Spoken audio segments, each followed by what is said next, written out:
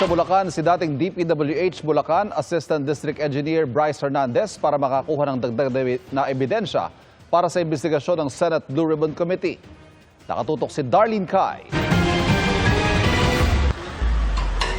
Pasado alas 7 ng umaga kanina umalis sa Senado ang convoy lulan si dating DPWH Bulacan Assistant District Engineer Bryce Hernandez. Pinayagan siyang umuwi sa Bulacan ngayong araw para mangalap ng dagdag na ebidensya kaugnay sa ginagawang investigasyon ng Senate Blue Ribbon Committee sa maanumalyang flood control projects. Mahigpit ang seguridad sa kalye kung nasaan ang bahay ni Hernandez. May nakapwesto mga pulis at kawani ng barangay na nag-check sa bawat pumapasok.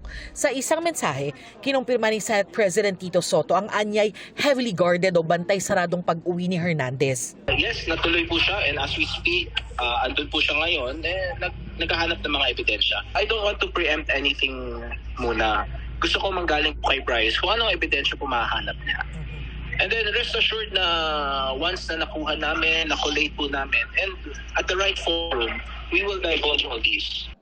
Nabigyan din daw si Hernandez ng pagkakataong makasama ang kanyang pamilya. Kasama rin daw sa inaasikaso ng kanilang kampo ang pagsuko ng 2 pang luxury vehicles ni Hernandez sa ICI o Independent Commission on Infrastructure matapos ang pagsauli niya ng isang sasakyan kahapon. Because it's the right thing to do. We just don't know exactly when, but I think the only thing that's preventing him from doing so are logistical problems.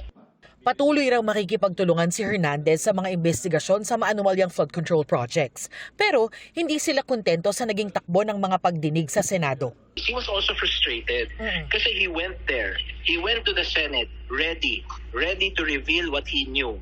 And yet he was never given an opportunity.